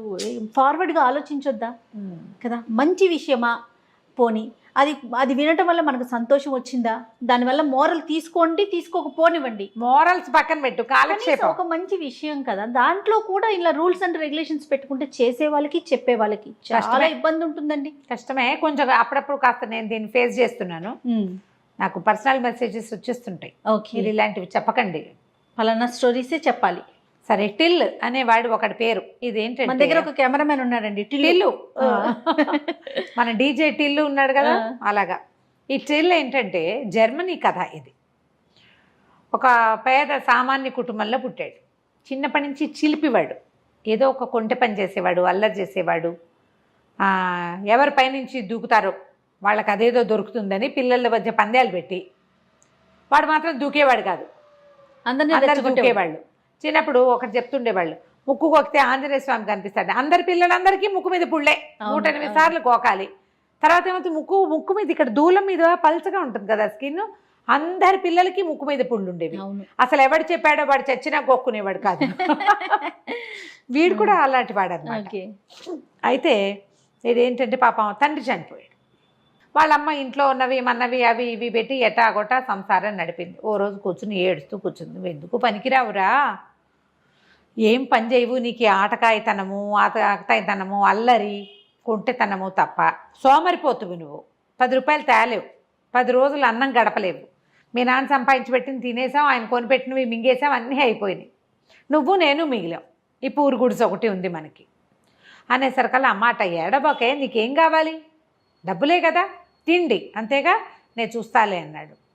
వీళ్ళు ఊరిలో ఒక ఊరికి చివరగా ఉన్నారు. ఆ ఊర్లో రెండో చివరి వైపుకి ఉన్నటువంటి ఒక బజార్లలో పెద్ద పెద్ద రొట్టెల దుకాణాలు అవి ఉన్నాయి. వీడు మంచి పైలా పచ్చీస్గా కొట్లోకి వెళ్ళాడు. సాధారణంగా బిక్కుబిక్కుమంటూ బిక్కమొహాలు పెట్టుకుని ఉన్న వాళ్ళని చూస్తే జనాలు పసిగడతారు. కాన్ఫిడెంట్గా ఉండేవాడిని చూసి జబర్దస్త్గా లోపలికి వచ్చినవాడు, చేతులు ఆడిచ్చేసేవాడు, చకచక తలకాయ అటు ఇటు తిప్పేవాడుని నమ్ముతారు. అవును, కాన్ఫిడెన్స్ కావాలి జనాలకి. వాడి దగ్గర డబ్బులు ఉన్నాయో లేదో కాదు ముందు కావాల్సింది. బిక్కమొహం వేసుకుని భయంగా చూస్తున్నాడు అనుకో, అసలు నీ దగ్గర డబ్బులు ఉన్నాయా అని అడుగుతారు. ఈ జబర్దస్త్గా వచ్చేవాడిని ఎవడు ఏమడగాడు. లోపలికి వెళ్ళి మా అయ్యగారు ఇది రెండో చివర బస చేశారు, కమ్మటి తీయటి చక్కటి రొట్టెలు కావాలి, చాలామంది ఉన్నాం అని చెప్పి బంగారు కాసుకి సరిపడా రొట్టెలు ఇచ్చి పంపించు నాతో మనిషి, నేను అవన్నీ మోసుకెళ్ళలేనన్నాడు. పెద్ద తట్ట నిండా వస్తాయి, మనిషిని ఇచ్చి పంపించు, కాసు వాడికి ఇచ్చి పంపిస్తా.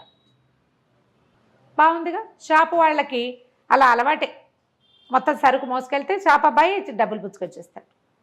సరే, ఆ కుర్రాడు షాపులో ఒక అతను ఉన్నాడు, మరీ కుర్రాడు ఏం కాదు పెద్దవాడు, బుట్ట తట్ట నెట్టి మీద పెట్టుకుని నడుస్తుంటే ఈ టిల్ అన్నాడు, ఏ సరిగ్గా పట్టుకో, ఒరిగిపోతోంది, పడిపోతాయేమో రొట్టెలు, అసలే మా అయ్యగారు ఒప్పుకోరు కింద పడితే రొట్టెలు అన్నాడు.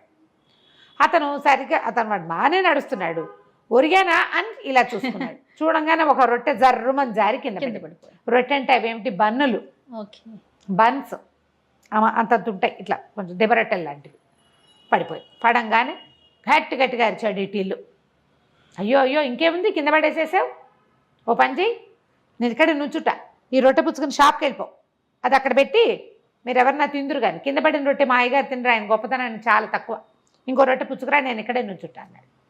ఇంత బరువున్న తట్ట వాడేం చేసుకుంటాడని వీడు నాదే తప్ప అనుకున్నాడు. ఆ బుట్టలు మోసే అతను గబగబా నడుచుకుంటూ పోయాడు.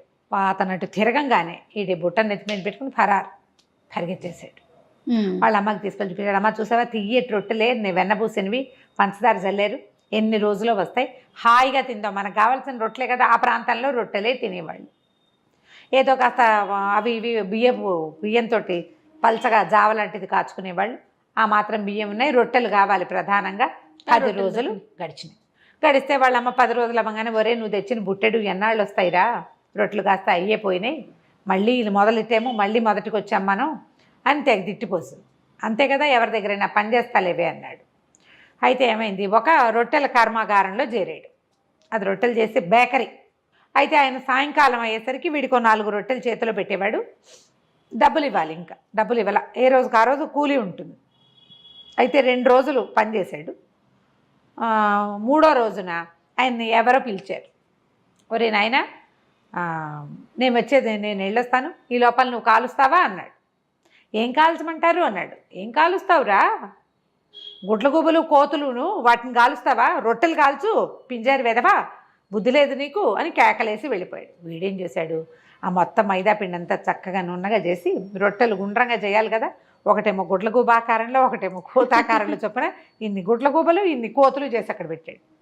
చేసి అవన్నీ కాల్చేసాడు. ఆ యజమాని వచ్చాడు. వచ్చి చూసేసరికి ఏముంది, గుడ్ల గూబ ఆకారంలో కొన్ని రొట్టెలు, కోతాకారంలో కొన్ని రొట్టెలు. హాత్ తేరి అని ఆయన చర్చి పోటాడు. మీరే కదండి చెప్పారు కోతులు గుడ్ల గుబ్బలు కాల్చమన్నారు, ఎవరికైనా ఆర్డర్ ఉందేమోనని కాల్చాను అన్నాడు. అనగానే ఆయన తెగదిట్టిపోసి, పిండి డబ్బులు పెట్టు, అక్కడ పెట్టు, నువ్వు నీ రొట్టెలు నువ్వే పట్టుకో, ఏం చేసుకుంటే అది చేసుకో బెదవా అని తెగదిట్టాడు.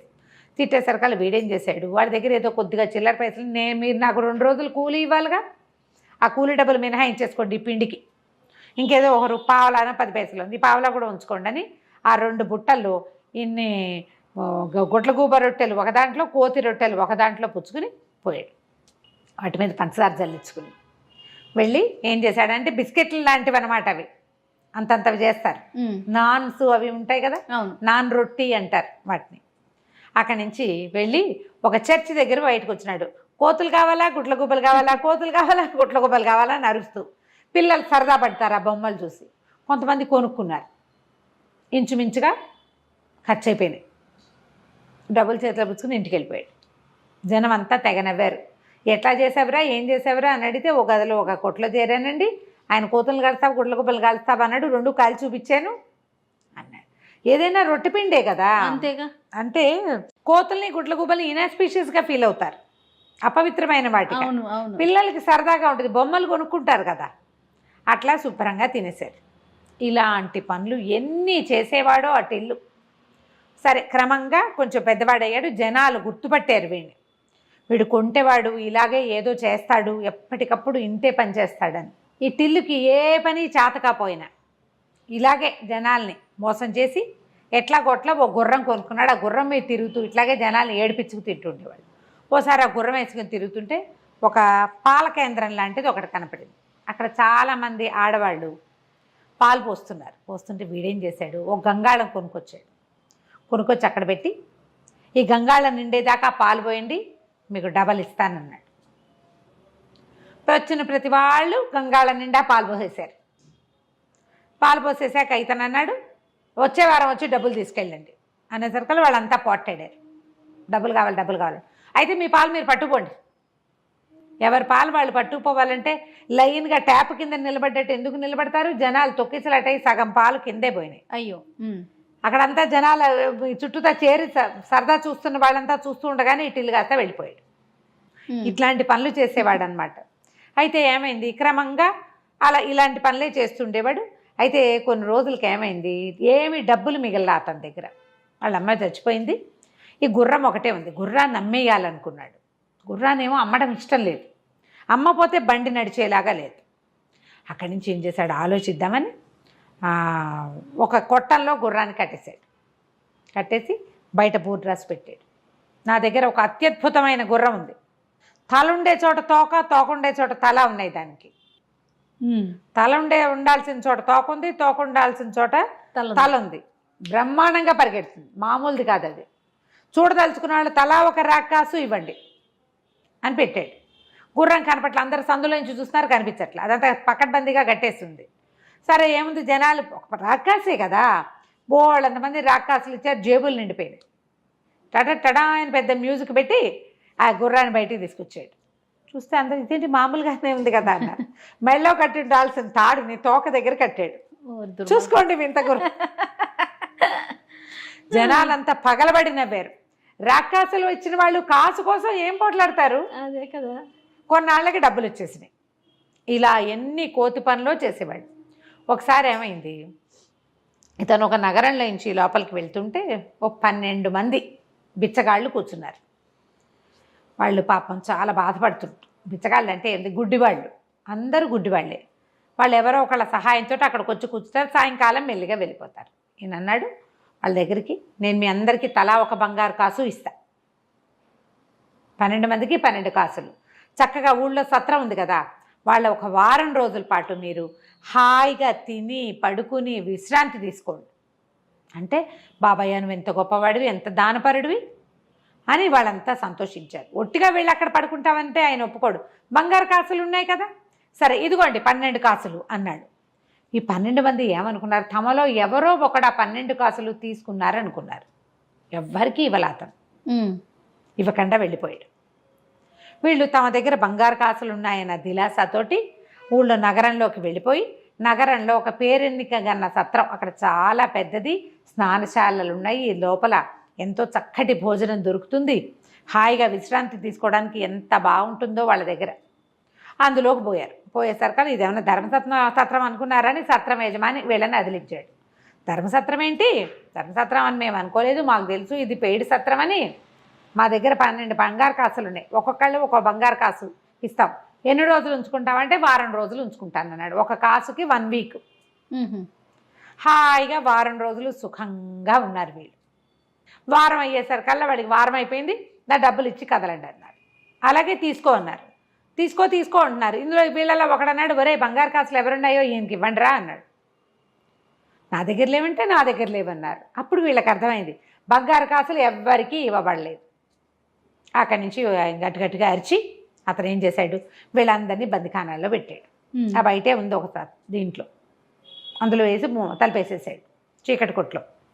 టిల్లు మాత్రం వీళ్ళ మీద దృష్టి పెట్టుకుని ఉన్నాడు, గమనిస్తున్నాడు.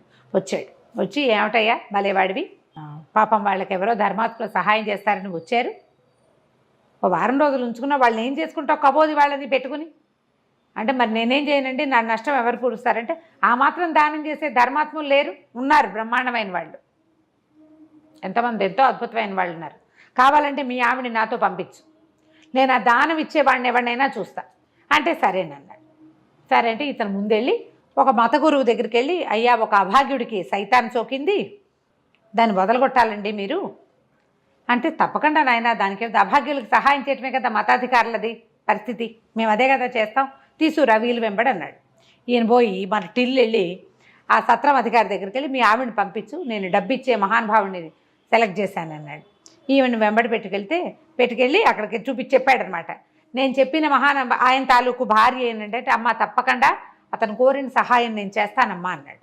అంటే ఈవిడేమనుకుంది, ఓహో సహాయం చేస్తానన్నాడుగా, అందుకని ఇంటికి వెళ్ళి ఆ సత్రం అధికారితో చెప్పింది భర్తతోటి, ఏమండి వాళ్ళని వదిలేయండి, పాపం మతాధికారి సహాయం చేస్తానన్నాడండి, డబ్బులు ఆయన ఇచ్చేస్తాడు, గుడ్డి వాళ్ళని పాపం ఎందుకు, ముసలివాళ్ళు గుడ్డివాళ్ళు వదిలేయండి అంటే, అమ్మాయి వారం రోజులు హాయిగా జీవించిన గుడ్డివాళ్ళు తమకి దానం చేసిన వాడిని ఎవరినో శతాయువుగా దీవించి వాళ్ళ దారి వాళ్ళు పోయారు, ఎక్కడికో వెళ్ళిపోతారు ముష్టడుకోవడానికి. సరే రెండో రోజున సత్రం అధికారి పనులన్నీ చక్కబెట్టుకుని మతాధికారి దగ్గరికి వెళ్ళాడు.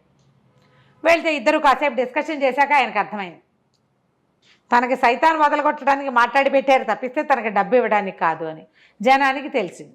అందరూ నవ్వి కేకలేసి ఎక్కిరించుకుని ఇలా సరదా పడేవాళ్ళు అనమాట. కొన్నాళ్ళు ఇలా గడిచాక మొత్తానికి ఇతన్ని పట్టేసుకున్నారు, అధికారులందరూ పట్టుకున్నారు. ఏంటి, ఇతను అందరినీ మోసం చేస్తాడు, ఇందులో పెద్ద పెద్ద మోసాలు ఏం లేవు, ఒక మాదిరి మోసం కానీ చేస్తాడు. పట్టుకున్నాక ఏం చేశారు, టిల్లుని ఉరిదీస్తామన్నారు, శిక్షలు పడ్డాయి. ఇలా మోసం చేసిన వాళ్ళకి ఉరి శిక్ష ఉంది ఆ ఊళ్ళో, ఉరి శిక్ష వేస్తామని మొత్తం జనం అంతా చేరారు. వాళ్ళలో కొంతమందికి వీడికి ఉరి శిక్ష వేయడం ఇష్టం లేదు, వాడి వల్ల సరదాగా మంచిది, ఎప్పటికప్పుడు ఇలాంటి సంఘటనలు చెప్పుకుని నవ్వుకోవడానికి బాగుంటాయి. అందరూ నుంచుంటే సరే ఇతనికి ఊరేస్తుంటే ఆఖరి కోరిక చెప్పమన్నారు. టిల్లు అన్నాడు, ఇంతమంది వచ్చారు కాదండి, నా వల్ల ప్రభుత్వానికి ఇంత ఖర్చు అవ్వాలా చెప్పండి, ఓ వజ్రస్థానం, ఓ ఊరేసేవాడు, వాడికి డబ్బులు ఇవ్వాలి, ఇది ఓ కొత్త తాడు, ఇవన్నీ ఎందుకండి వేస్ట్ అనవసరంగా, ఓ పాత తాడు తెప్పించండి అనేసరికి అధికారులకు ఏమనిపించింది, వీడు ఏదో ఖర్చు తప్పిస్తానంటున్నాడే, ఊరేసేటప్పుడు కూడా మళ్ళీ అధికారులు ఆలోచించారు. వాడు చెప్తున్నాడు ఒక ఐడియా, వాడు అలా కన్విన్సింగ్గా చెప్పగలడు అనమాట. వాడు ఏదో ఐడియా చెప్తానంటున్నాడని వాళ్ళు కొంచెం ఆలోచించుకుని సరే అన్నారు. అక్కడి నుంచి వాడిని దింపారు. ఊరు వేసే వాడికి జీతం ఇవ్వాలి, ఈ పని చేస్తుంది వాడు, నెలకి ఇన్నని వేస్తాడు. ఆ వేసిన దానికి ఆ అకౌంట్ నుంచి వీడిని తీసేయచ్చు. కొత్త తాడు కూడా వేస్ట్ అవ్వదు. తాడు తీసి పక్క పెట్టి ఓ తాడు తెప్పించారు, కిందకి దింపారు, ఆ తాడు చేతికి ఇచ్చారు. సరే అన్నారు. అనేసరికి అలాగేనండి, నాకు అవకాశం ఉన్నప్పుడు చేయి తీరిగిన అయినప్పుడు ఈ పాతోడితోటే ఊరేసుకుంటారని జంపు. అలా పారిపోయేవాడు అనమాట. ఆఖరికి అతను చనిపోయేటప్పుడు కూడా ఈ రాజ్యం నాకెంతో మేలు చేసింది, నా మొత్తం యావదాస్తి రాజ్యానికి రాస్తున్నాను అని వీలునామా రాసి చచ్చిపోయాడు. సూపర్. రాజ్యానికే తన డబ్బంతా ఇస్తానన్నాడు, ఇంతమందిని మోసం చేశాడు, వాడి దగ్గర కోట్లు ఉంటాయని సకల రాజమర్యాదలతోటి అతనికి అంత్యక్రియలు చేసి ఆయనకు పెద్ద సమాధి కూడా కట్టారు. అవన్నీ అయిన తర్వాత ఆయన బాక్సులు ఓపెన్ చేస్తే అందులో కంకర రాళ్ళు ఉన్నాయట. చనిపోయేటప్పుడు కూడా తమాషానే, ఆకతాయితనంతో చేశాడు. ఇలా కొంతమంది కనిపిస్తారు. కథలు కొన్ని సరదాగా ఉంటాయి, సరదాగా వినడానికి అంతే బాగుంటుంది. వేరే దేశం వేరే జాతివా అన్న ఆలోచన చేయబోకండి. రైట్. నమస్తే రమ్య. నమస్తే జీ.